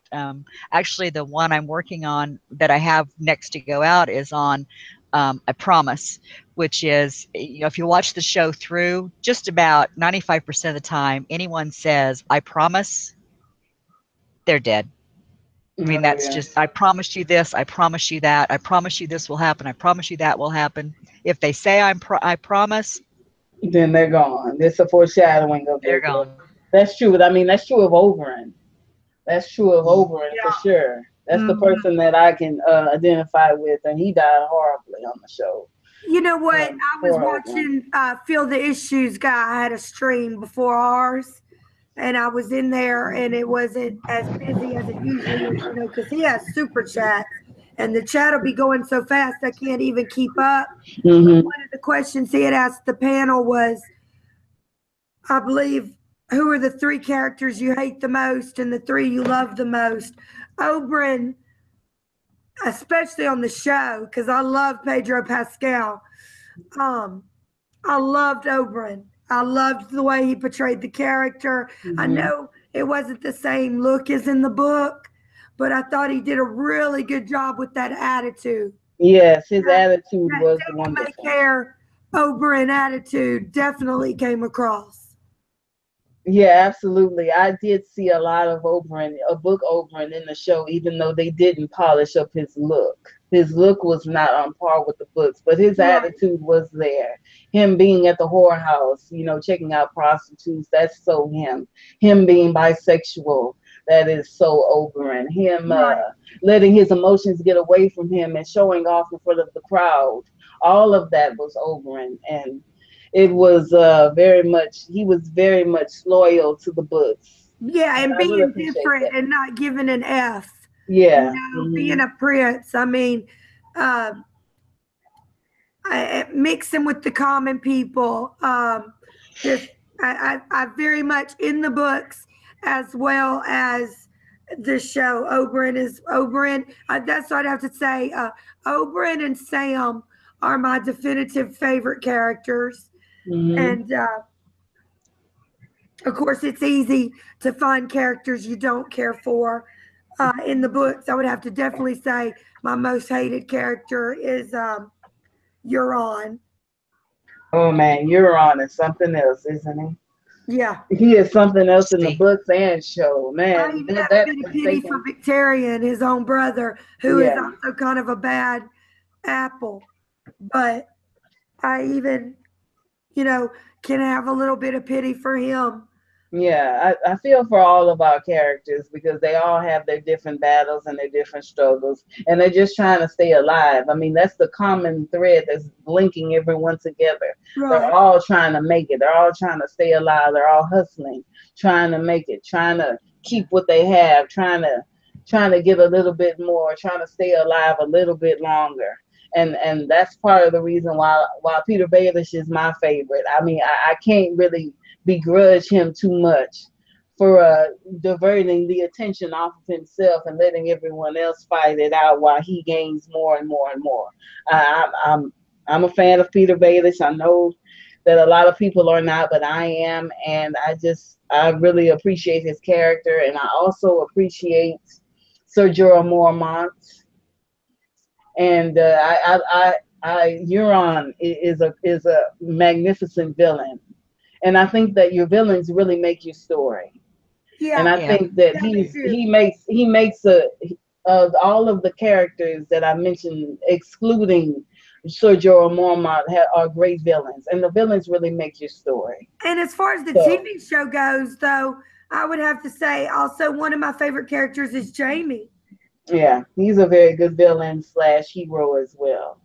Yeah, Right. he's had probably one of the biggest turnaround in his character from Oh beginning to yes, end, oh yes, biggest absolutely. arcs I even kind of of believe turn. that John is the prince that I believe the prince that was promised in Azor Ahai are different. And I even almost believe that Jamie is Azor Ahai. I mean, that's one of the ideas I throw around in my head. Hmm. Because then, too, if you think about it, I was thinking about this the other day. He's one of the only people who was alive and knew some of most of the characters who would have known Rhaegar, Arthur Dane, Ashara Dane, all these people are dead. Everybody but Jamie. I And I think want Yeah. to say something to that. one of the characters I dislike the most, book or show, is Cersei. Don't Oh tell man. BBM that. Yes. Don't tell him that. We I know, but enjoy Cersei's Life here, crazy. don't. yeah, I but she enjoy is a very Cersei's good villain. crazy. As Yeah. far as book, I can't stand Cersei. You know what I mean? Oh, But in the Lena book. Headey, I Yeah. mean, really, they couldn't have cast a better Cersei Lannister. Oh yes, I very Yeah, much she enjoy does a Lena good job. Headey's. Yes, I very much enjoy Lena Headey's performance. She doesn't end up winning, what is it, the Emmy Yeah, that the they give Emmy, out for the Emmy. shows? She was nominated. Yeah, well, they weren't able to be in this year's because the show started so late, Yeah. Right. but she really definitely should be nominated for this year. And just depending on who she goes against, I might be pissed because I really think she did an excellent job this year. Like when she tortured Ilaria Sand, Oh yeah. the Septa Unella scene, the scene with Jamie where she seduced him. I mean, so many great Cersei scenes. Oh yeah, there are so many great actors on this show, and it has just been a joy to watch. Even though I have my qualms with it, but it's definitely one of the most inventive shows on television. It's just great. It's just great. Even though I do have my qualms with it every now and then, I can't deny that I have problems with the writing. But as far as the costumes, the acting, the cinematography, everything is wonderful, and I appreciate that. I I do as appreciate the well. show. um Yeah. I I always look at the book and the show as being like, you're going to take a trip, and whether you want to take a country road or the interstate, you're going right. to get to the same That's a place good in the analogy. end, but what you're going to see along the way is going to be different. That's Yeah, a that's true. very good analogy. And you know That's what? true. I'm glad the books are going to be different. So Yeah, I because just try to tell myself, like George has said, think of them as separate, yeah, they you are know, very separate entities now. and that's what I try to do, so that I can appreciate both equally. I'm nervous that Dave and Dan are going to be directing the finale. That makes me nervous. Yeah, But I hate to see something ruined, but they've already veered so far, because yeah. the way But they on get the bright forward. side, Miguel Sapochnik is supposed to be directing 2 episodes, so that should be good. Yeah, he's a very good director, absolutely. Yeah, he's one. I think he also won an Emmy for his directing skills and his producing skills, so that's Standards. definitely great. um They if definitely get talented people, and they definitely have the money from the merchandising as well as the the show to do it. You know, and I can understand if you read the books, you understand why they had to cut some things out. I mean, you just can't. There's a lot of characters. You even, like for instance, like you were saying, Sword. You were talking about it with your sister, but she just wasn't as into it as you. That's how my husband is. Now, my brother and my father watch it, but they don't read it. But they do like to talk about it and talk theories. And they'll like when the Hound was in that fight with Brianna Tarth. My dad called me directly after the show. I knew exactly what he wanted. He wanted to know if the Hound was really dead. And I just said to him, Dad, if what I've been reading holds true, no, he's not, you know. But yeah I had to find an outlet with people who were just as big as fans as me. yeah, I mean, as far as the Hound goes, I figured that they weren't gonna kill him off. I figured that as much because he was a beloved character and he would be too good for the show to just kill off. The beloved characters, they give a reprieve. You notice Right, that, right? But right. the characters Yeah. like my beloved Peter Baelish, they just had to kill off. Which, oh God, I don't Well, want them killing off I think him. this season coming up, it's going to be no holds barred. They're going to be dropping like flies. Yeah, absolutely. This last season is gonna be a lot, and I'm very interested in seeing who's gonna get the axe first. um, well, seeing as we moved into our second hour, maybe it's time for us to get off. Um, Right. okay, let's do our outros and we can end it. Okay. Um, I'm Jennifer Wolverton, Lady Wolverton 10, and you can find me on Facebook under Jennifer Wolverton. I pretty much accept all friend requests. And like we said, this is a safe chat, a friendly chat. Only qualifications is that you love Game of Thrones and be nice. And I want Okay. to thank Sword for coming on with us. We always enjoy having a guest. Thank you so much. Misha, Thanks for thank you having so me. much for having me and hosting. Yeah, it's no problem. It's no problem. Go ahead, Sword in the Darkness.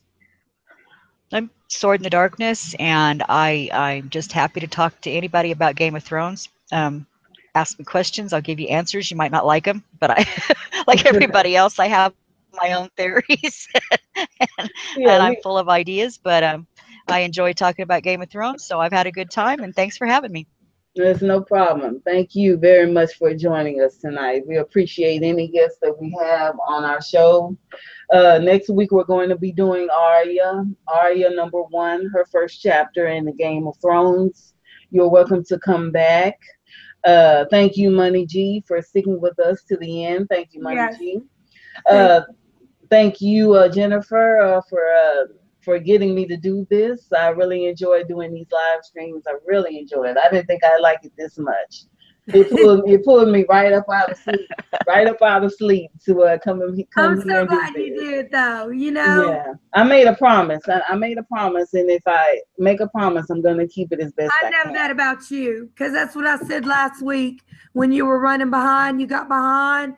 I told somebody, I said, she'll be here. Yeah, She'll be here. yeah, I'll be here. If I don't fall asleep on you, I'll Honor be means here. something to me, Sha. You're like the Ned, you know, or the Brienne of Tarth of the show. If you say you're going to do something, you do it. Yeah, that's true. I will do it. Also, I'm going to make Oh, another promise. Oh, go ahead, Sword in the Darkness. oh no, that's okay. It was just this is just a plug. I have to stick this in there, and that I take part in the Citadel of Trivia on Friday nights. This week we're not actually doing Game of Thrones. This week it's Star Trek versus Star Wars, and next week it's spooky trivia. So all of you horror fans and spooky fans, come out and join us.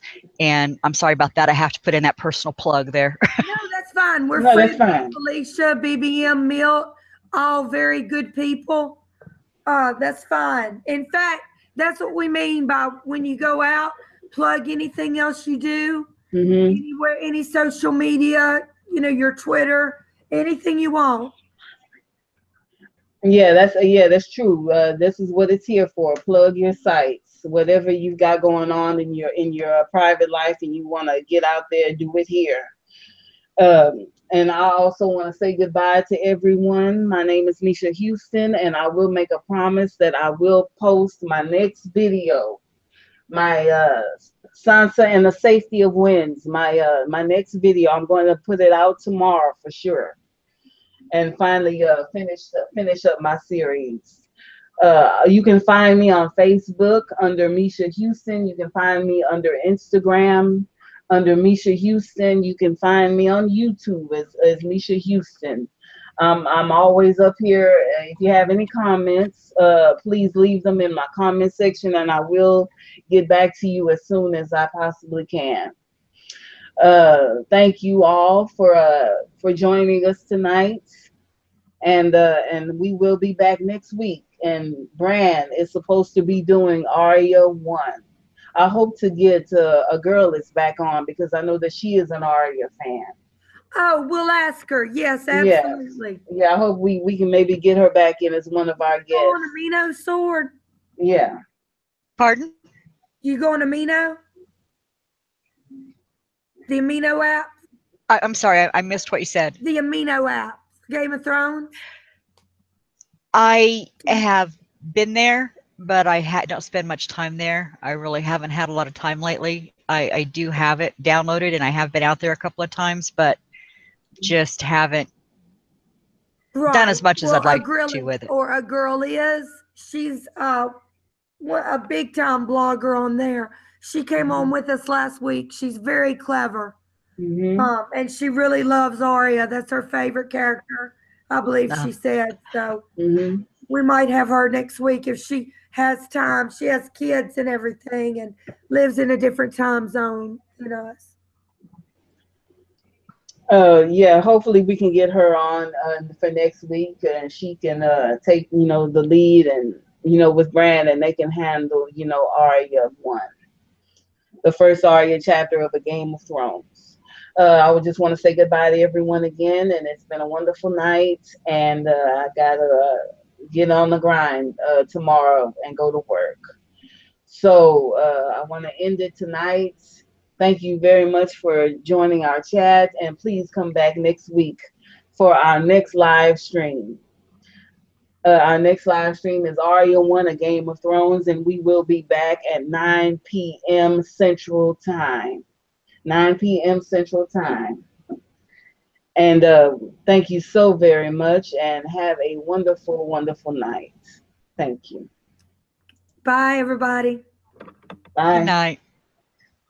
I'm stopping the broadcast now.